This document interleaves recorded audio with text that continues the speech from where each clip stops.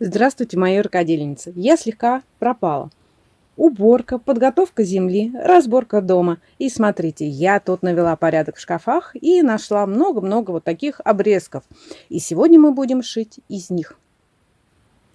Лоскуты у меня и длинные, и короткие. По ширине тоже разные. И 3 сантиметра, и 5 сантиметров. Нам не важно сколько. Хлопок, портьерная ткань. Ну да, вся разная. Есть лоскуты сильно мятые, конечно, мы все подготавливаем, утюжим. Мятые лоскуты мы с вами не используем.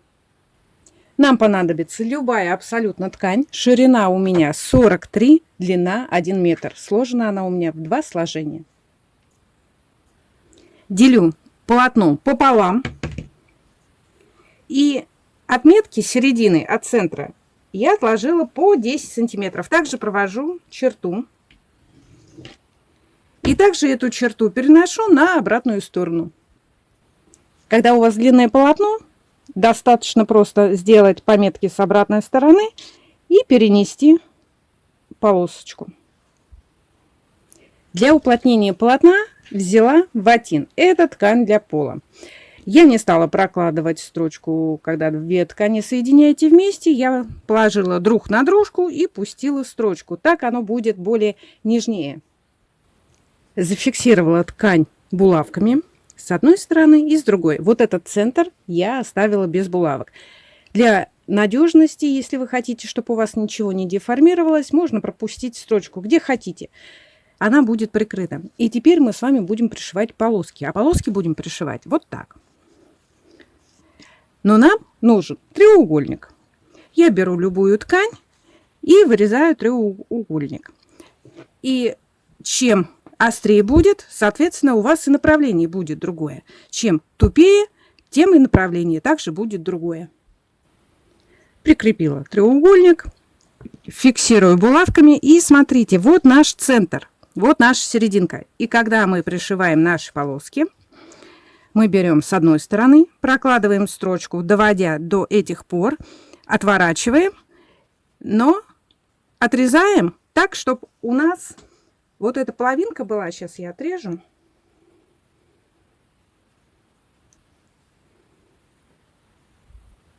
Размещая полоски, смотрите, эту поднимаете чуть выше, потому что если вы по этому краю опустите, у вас здесь будет пробел. И отрезаете. И теперь эту полоску пришиваете так, чтобы она перекрывала другую. Но опять же вы должны держаться центра. У вас вот этот стык должен соответствовать вот вашей полоске. Вот это лишнее мы можем с вами отрезать. Перекалываю булавочку. Вообще, в хорошем случае, это надо каждый шов отутюживать. Когда вы пришиваете такие полоски, вы также можете сразу пустить декоративную строчку. Итак, мы идем до конца, пришивая полоски. Вот смотрите, они разные по оттенку, но они сливаются. Конечно, просится вот какая-нибудь такая поярче полоска. И опять же, вот вы начали с левого угла, так и начинаете с левого, правый, левый, правый. Если вы зайдете, начнете отсюда пришивать, то, соответственно, у вас нарушится рисунок. Мы с вами пришиваем полоски, ориентируясь нашим пометкам. И, соответственно, посмотрите, они уходят у нас за пределы. Мы можем их пока оставить или можно просто отрезать. И так продолжаем до конца. Чем дальше, тем дальше вы вот спускаетесь. И начало строчки делаете от начала этой пометочки. Эти излишки мы с вами отрезаем, чтобы они не делали уплотнение нашего полотна. А излишки вот этой длинной полоски мы с вами отрезаем. Вот берем прямую черту и вот так отрезаем. Вот этот хвостик у нас лишний. Сейчас буду пришивать красную полосу. Вот наша пометка. И начало мы берем прям от этой пометки и выводим на другую полосу до конца. Полностью прошила полотно. Теперь мне надо выровнять. Я кладу линейку, мелком черчу полоску и срезаю вот эти лишние излишки. Но когда я прошила, я полотно отпарила. При выравнивании края у нас с вами вот такие есть обрезки. Хотите, выкинете, а хотите, используйте их в пицце. В пицце любые обрезки хороши.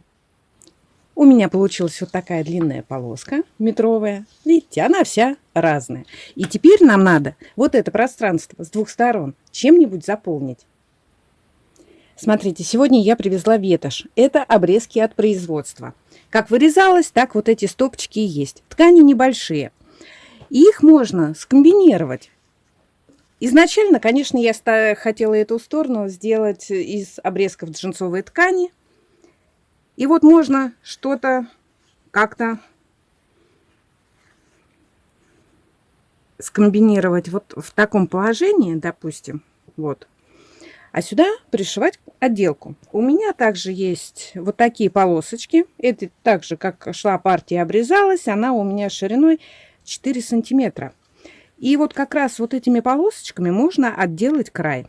Конечно, сочетание не очень. Мне кажется, вот эта отделка будет перебивать сам рисунок. Ну, посмотрим, что получится. Это же сидушка.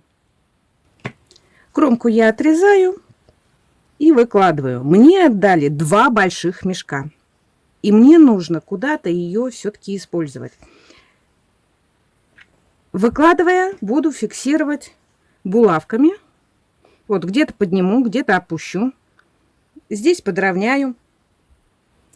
Если бы вот эти лоскуточки были бы у меня более-менее правильной формы, то мне было бы даже проще взять на машинке вот так, прошиваю, к другой стороне пришиваю другой лоскуток и сшить длинную полоску. Но так как они у меня форма неопределенная, надо делать запасы с 2 сторон, чтобы потом выровнять. Зафиксировала булавками одну сторону. Вот эти хвостики я отрезаю. Они мне не нужны. Они мне будут только мешать. И также я подровняла вот эту вот полоску, чтобы было тоже ровно. Вот что у меня получается. Прошила бордюр. Прошивала я белыми нитками, не стала менять. Отутюжила, выровняла. И теперь нам нужно сюда пустить полосочку. Но прежде чем пускать полосочку, я взяла ненужную ткань, это байковая ткань, тоже обрезки, остатки, и пришивать я уже буду вместе с нижней частью, потому что если мы будем пришивать отдельно, со временем эксплуатации это будет что-то топорщиться, играть, а тут будет держать строчка. И что хочу сказать, надо было мне хорошо порыться в этих тюках. Сюда, посмотрите, я опустила зеленый цвет, он сливается. Конечно, можно было между салатовым и зеленым пустить синюю полоску, но нашла поздно, выровняла. И теперь, так как маленькие у меня лоскутки, я их соединила между собой. И теперь я пришиваю серединку полосу. Вот что у меня получилось. Для оригинальности пустила декоративную строчку машинную. Отутюжила, она еще у меня влажная. И вот что у меня получилось. Ну, в принципе, сочетание цветов даже радует глаз. Хотя я думала, что вот это будет как-то очень сливаться, отделка будет некрасиво. Нет, мне действительно очень нравится. Даже вот серединка, она бросается в глаза. Хорошо смотрится. Длина у меня большая, как я сказала, она метровая. Ширина 40 сантиметров, как раз на лавочку. Но если вы постелите на лавочку, то, когда будете вставать, садиться, она будет у вас вот так вот смещаться. На обратную сторону можно сделать резинку. Это надо подсчитать по лавочке. Можно сказать, в натяг мы ее делаем. И как раз за боковые части мы цепляем. Тогда ваша сидушка будет ровно лежать и не будет съезжать. Стирается хорошо, отлично. Самое главное, сделайте правильный замер, ширину и длину. И все в ваших руках. Вот такие простые, но в то же время оригинальные вещицы можно сделать вот именно из мусора, из остатков ткани. Так как у меня 2 тюка вот такой ткани, только, извините, 3 цвета, будет много работы. Я буду комбинировать с хорошей тканью и, конечно, в ход пускать вот эти лоскуты.